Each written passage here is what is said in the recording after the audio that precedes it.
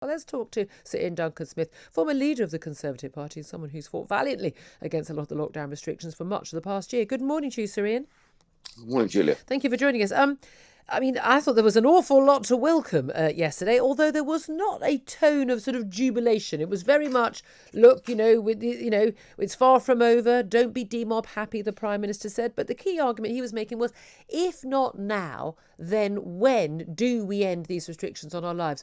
Why do you think so many have been quick in media, across politics, Keir Starmer and the like, many, according to the polls, many have been so upset at the lifting of the mask mandate, social distancing and all of that? I think there are two factors involved in the response to this. I think it's down to the way that people have become conditioned over the last 12 months and or more. And I think the first thing is that once we made the decision to go into lockdown, you followed a kind of Project Fear message that was going on. Now, at the beginning, if you want people to stop doing what they're doing, you can understand the legitimacy of the idea that says, look, we now need you to change your lives completely, and that will be the case, and there's something to fear here, which is what the reason you do. That, however, went on, and scientists got used to the idea that this was a weapon now against any kind of infective disease.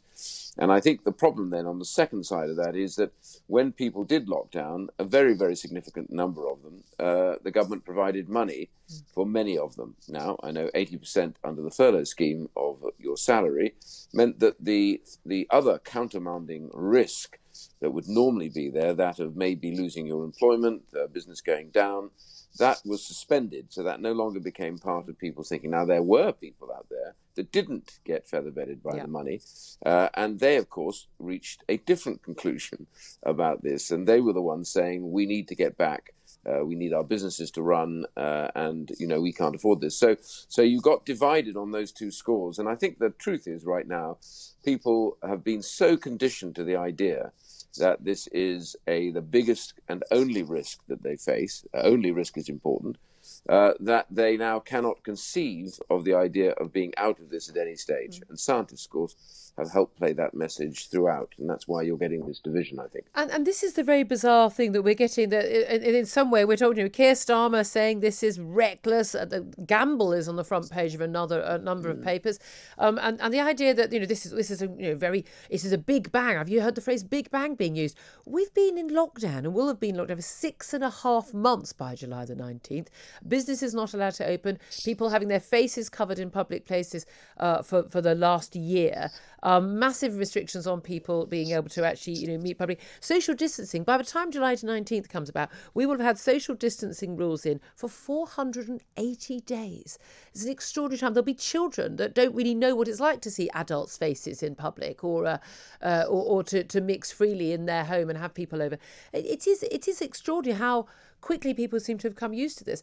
What do you make specifically of the masks issue? Because very quickly yesterday, the mask became an issue. A lot of the questions were about mask wearing. Questions, Beth Rigby of Sky asking Professor Chris Whitty in the circumstances when he would wear a mask, and he replied, well, if he was in a crowded place with lots of people, or if it was or asked by someone in a position of authority to wear one, he likes obeying orders, or if it just made someone uncomfortable for him not to wear a mask, he would wear a mask.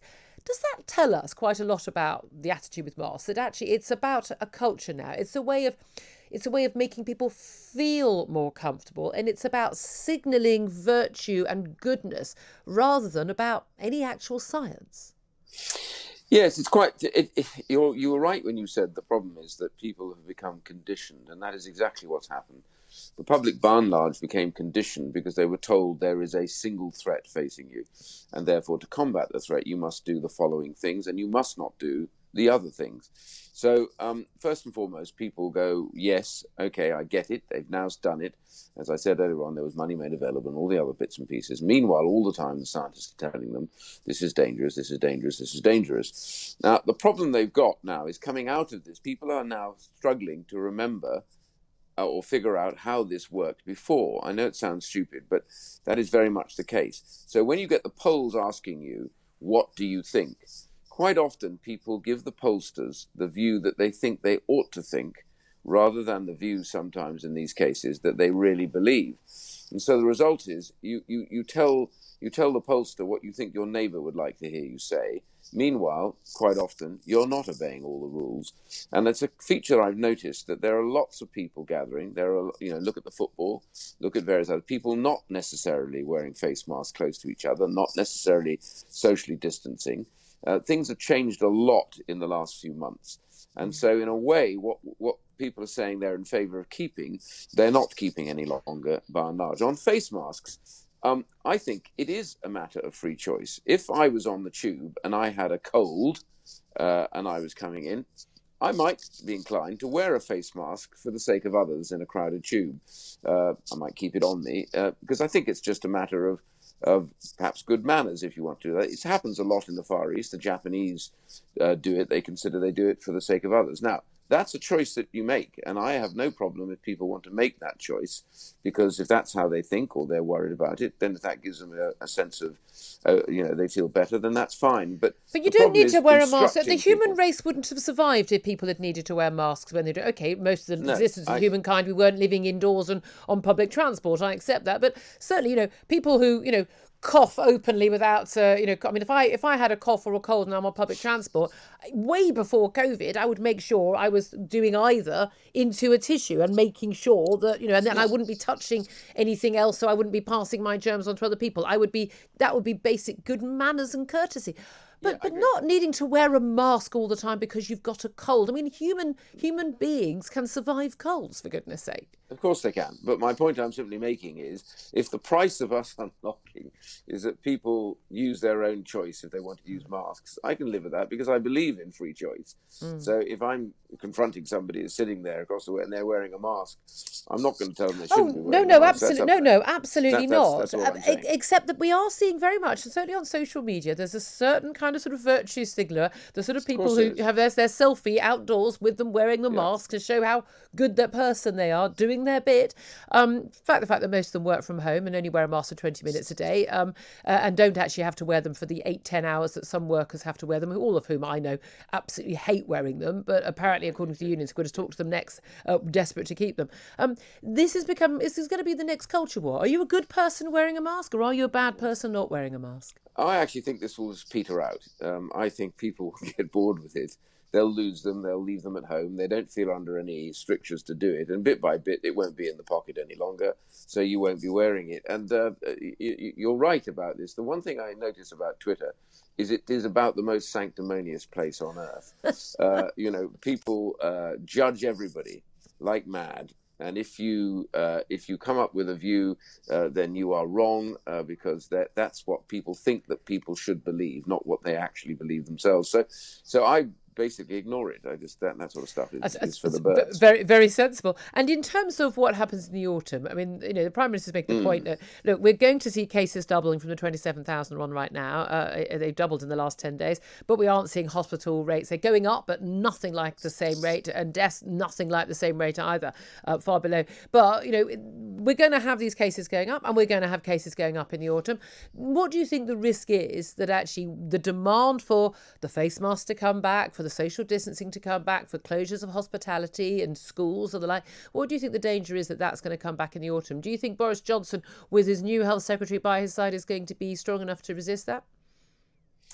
I think the pressure will be enormous. I have no doubt about that at all, because what we have created now is an argument that we cannot risk any longer. So